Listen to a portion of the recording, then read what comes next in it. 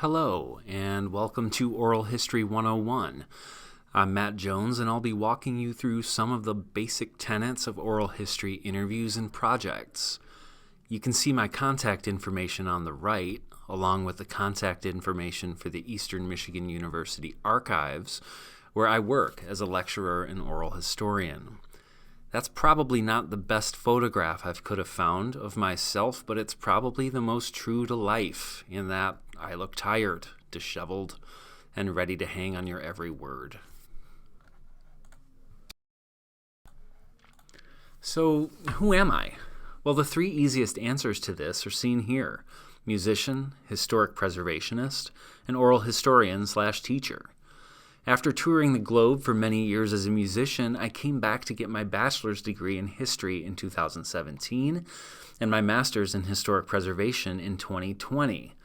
And along the way, I was inspired by my historic preservation studies to start a music preservation project, the River Street Anthology. The RSA traveled all over the state and, in partnership with the Archives of Michigan, recorded the music of Michigan artists of all genres, ages, and locations. You can see me pictured with my videographer, Charlie, while we were recording singers at a powwow in Baraga, Michigan. Historic preservation led to an interest in oral history, and I became hooked. Following my graduation, I was hired at the EMU Archives to create and then coordinate the EMU Archives Oral History Program, which I do now, as well as teaching oral history methods to graduate students in historic preservation and the history department. So I want to take a slide and just tell you about where I work, because I really love it. The EMU Archives is not just a storehouse of primary source material that's rarely examined and forgotten about. The Archives is a learning laboratory where, for at least 2 to 3 days a week, we are full of students doing research for classes or classes being held right in the archives. This emphasis on experiential learning has been developed by our stellar university archivist, Alexis Braun-Marks. And yes, that is how you pronounce it: archivist and archival, not archivist or archival. The Archives has embraced the oral history program fully, and for this I'm forever in Alexis' debt. We've been able to hold several public outreach events with the help of the Archives, and we've recently implemented the use of the EMU AIRI, our mobile oral history recording booth. As you'll see, oral history absolutely depends on having a repository to house and make accessible your work. And with the help of a committed and creative archivist, the sky's the limit with your oral history project. So on the left, that's archivist Alexis helping a student researcher. And on the right are my oral history technique students studying the Second Coming magazine, the suppression of which sparked the campus riots of 1970. You can make an appointment to come in and work with our collections at lib_archives@emish.edu or by calling 734-487-2673. So, what exactly is oral history? Well, we can start with what it is not. Oral history is not journalism or any other kind of quantitative interview. Oral history is not just, quote, a conversation. I hear many people say things like, "Oh yeah, I should do oral history. I'm a great talker." It literally hurts my ears to hear this. To do effective oral history, it is vital that you are a good listener, not necessarily a good talker. Before we see some of the differences between what is and what is not oral history in the next slide, this is a photograph from our image collection of local media covering the EMU student riots of 1970, a topic which my oral history technique students are diving into this semester and recording interviews with participants in those riots. More about what oral history is, and I know when I see slides full of nothing but text, I also want to run screaming into the night. But this is necessary. The definition of oral history changes from person to person, but after hundreds of interviews, I chose the definition that best encompasses all phases of oral history because every phase matters. I know you can see it, but I'm going to read it anyway. The Oral History Association says that oral history collects memories and personal commentaries of historical significance through recorded interviews. An oral history interview generally consists of a well-prepared interviewer questioning an interviewee and recording their exchange in audio or video format. Recordings of the interview are transcribed, summarized, or indexed, and then placed in a library or archives. So to break that down, the historical significance part. At the EMU Oral History program, we abide by the motto that, quote, "You don't have to be famous for your life to be history."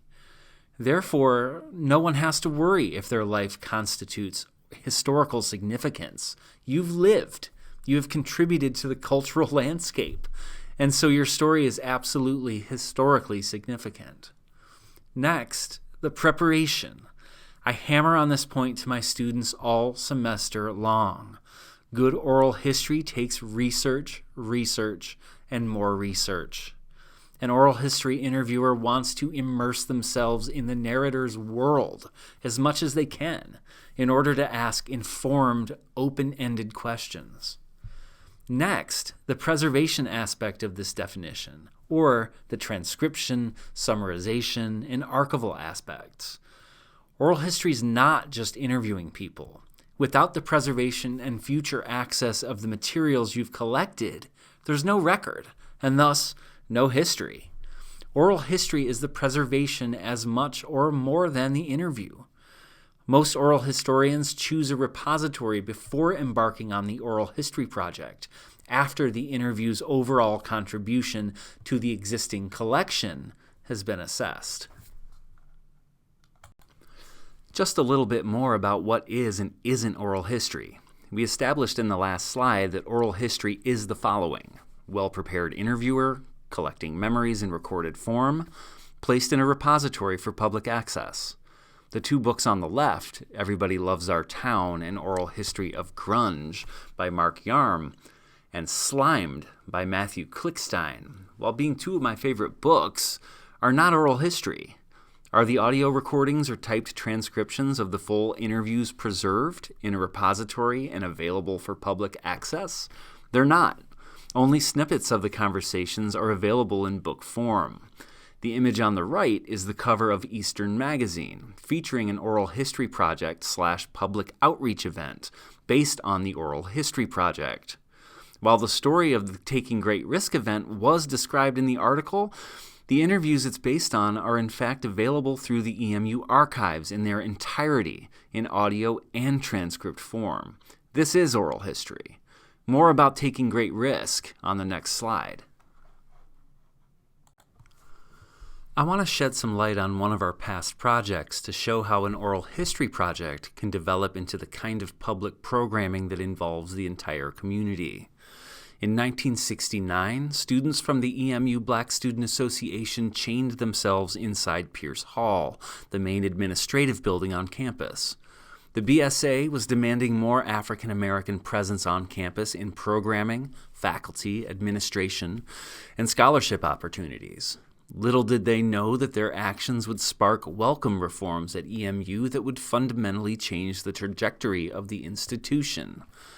To celebrate the anniversary of their activism, the EMU archives conducted oral history interviews with 12 of those BSA members. We then brought them back to campus to participate in a public panel discussion, artifact exhibit in the archives, and luncheon. Oral history does not just have to be between one interviewer and one interviewee. It can involve greater communities in efforts to commemorate, memorialize, and celebrate events of historical significance. You should always be on the lookout for ways to use your oral history project for the greater community good. Nothing brings people back together like a shared history. Before you get started on your oral history project, small batch of interviews, or single interview, you need to address a number of logistical issues. Interviews can pile up, and if there's no organization on the back end, your oral history collection can turn into a disjointed mess, destined for the back burner. First, if working on a large oral history project, decide who's going to be working on that project with you. Will you need someone to interview people, transcribe? Will those people need to be trained? How much will you need to be trained? Are they paid employees or are they volunteers? Next, give your project a name. Project titles help us distinguish between oral history projects, as we often have anywhere between 2 and 5 happening simultaneously. I often choose names from the research, interesting quotes or phrases from the research that sum up the overall meaning of the person and/or event being interviewed for. The title, Taking Great Risk, came directly out of a preliminary conversation I had with Bob Smith, one of the Black Student Association leaders, who took over Pierce Hall. Of course, you can also name your project for the event or person in question, i.e., the EMU Logo Change Oral History Project, or the Arm of Honor Fraternity Oral History Project. Next, find a repository. Remember, this is one of the things determining your project as legitimate oral history. We need a place to preserve and make accessible the interviews you've collected. If you're doing oral histories with anything EMU related, the first logical repository would be the EMU archives. After you've found a repository, establish a record-keeping system. Mine consists of donor forms, project design forms, interviewee biographical forms, and interview summary forms, all of which are available in the appendix of the Oral History Toolkit.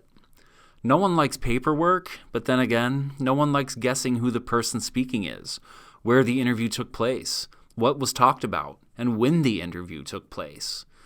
These forms will help you keep your metadata, information about information, intact and organized, saving you countless hours of trying to put the puzzle together later. Finally, make sure you have time. Oral history projects are arduous and time-consuming. Most single interviews can take anywhere from 20 to 30 hours when factoring in research, question formulation, interviewing, transcription, processing, and preservation. When designing a full-fledged multi-interview project, remember to factor in the time required for each interview. So why should you care?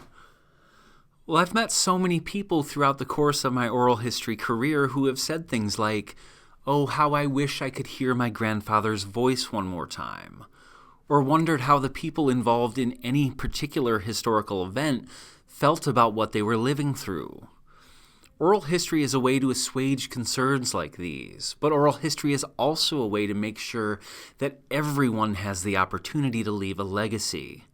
EMU's oral history program was begun partly in response to the shortage of preserved stories from campus community members who might not have been in the headlines or in the front offices of administration.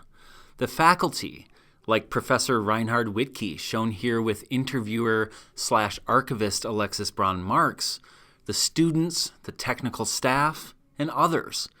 We all have a responsibility to make sure that everyone gets into the record books, and to make sure that no stories are lost to history.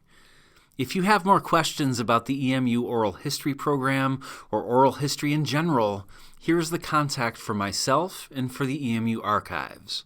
We would love to talk to anyone interested in being involved in our oral history activities or taking a course in oral history. Thanks so much for listening and watching this today, and good luck in all of your listening.